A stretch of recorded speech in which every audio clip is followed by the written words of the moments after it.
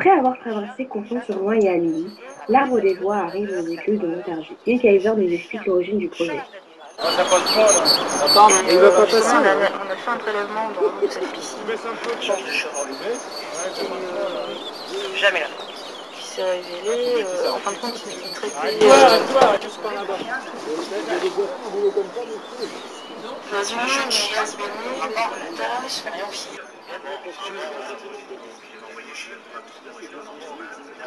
Ah ben, la première raison, c'est que j'habite là, ça c'est clair et net. Et donc, à l'époque, c'était en 2006.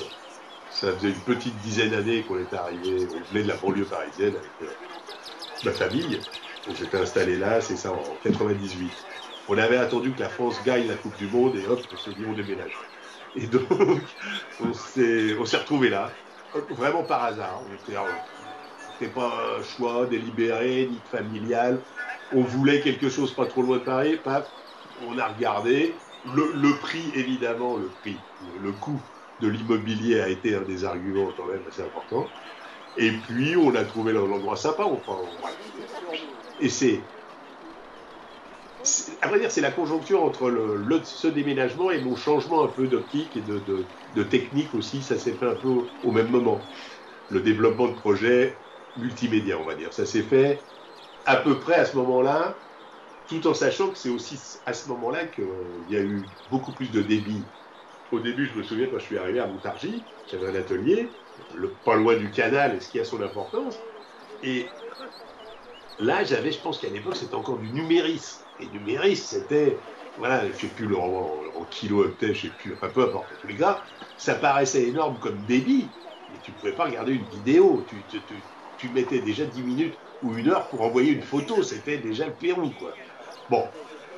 Et donc le canal, ça a son importance, puisque je passais de mon atelier qui était à Montargis, là, boulevard du Rempart, avec les beaux arbres, etc.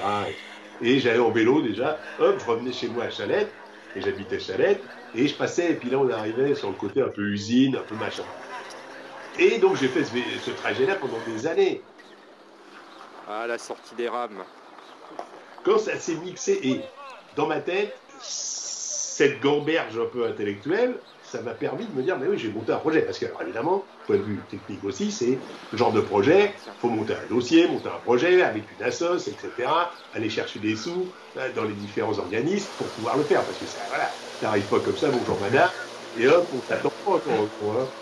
Donc, tout ça se fabrique au fur et à mesure, se fabrique aussi avec des gens de l'agglo à l'époque qui s'occupaient de culture, qui sont là, qui filent un coup de main, qui disent que oui, le projet les intéresse, parce que comme c'était sur l'agglo, les rations montardises, évidemment, il fallait que les gens qui travaillent là, ça se faisait en collaboration avec eux. Et donc voilà, donc au fur et à mesure que j'ai travaillé sur le projet, j'ai essayé de le monter, et ça a été accepté. Il y avait le côté, comme ça, quand tu es dans le boulevard du Rempart, tu as les belles maisons d'en face, un peu bourgeoises quand même, tu vois, les maisons, bon, quand même. Et tu arrives sur Chalette, et puis c'est plutôt usine, ouvrier, etc. Et je faisais l'aller-retour en vélo comme ça, tac, tous les jours, je hop. Et d'un seul coup, j'ai relié ça à moi, ce que j'étais. Tu vas me dire, ça c'est un truc d'artiste, de tout ramener à sa propre personne. Mais ce qui est vrai aussi, et c'est comme ça, j'avais un père qui était d'une famille plutôt bourgeoise, et une mère qui était une famille plutôt ouvrière. Puis plutôt, voilà, ils étaient... Voilà. Et d'un seul coup, dans ma tête, ce canal, c'est devenu... Voilà, c'est, tu vois, le fait de passer... Voilà, il y avait ce lien.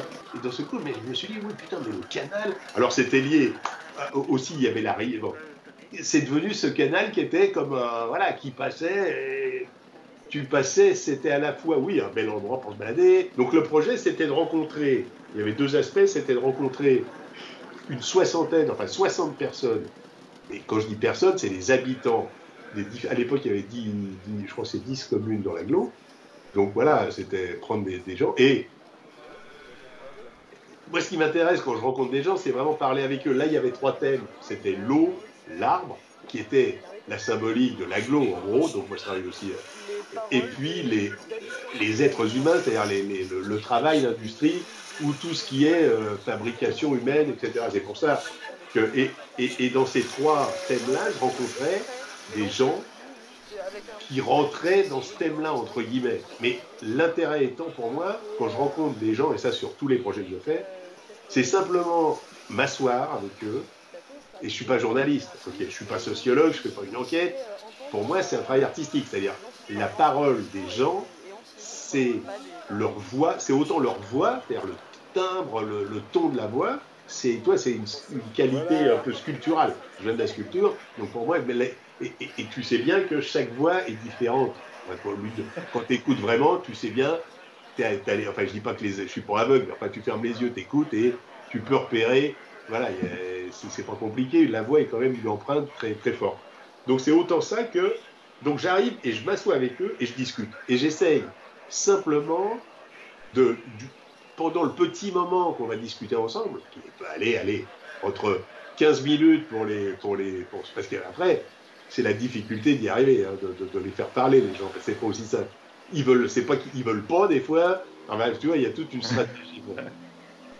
Et donc voilà, donc c'est tous ces trucs-là qui font qu'à un moment donné, j'aime faire dans des gros projets comme ça, qui sont quand même assez longs à mettre en place, longs à réaliser, enfin, tu vois, aller voir 60 personnes, enfin voilà, il y a tout un travail de photo qui est quand même lourd, qui s'étale sur quelques mois, et celui-là, je pense que ça a été bien sur 2 ans, enfin, c'est pas 2 ans, 24 heures sur 24, mais voilà, ça prend quand même un temps, et donc, d'essayer de créer un événement qui symbolise la fin du projet et qui est une manière de le présenter au public, en revenant dans les différents lieux.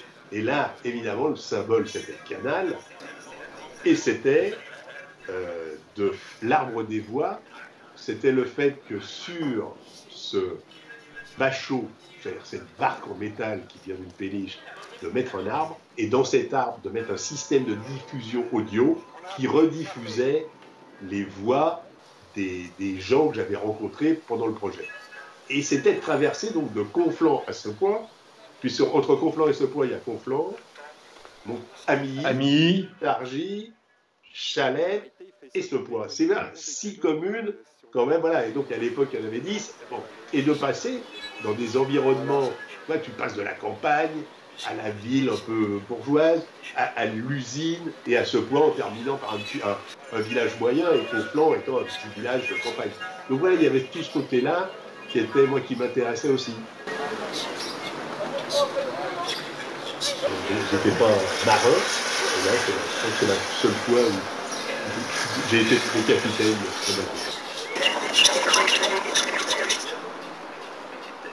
Bah, 3500 francs.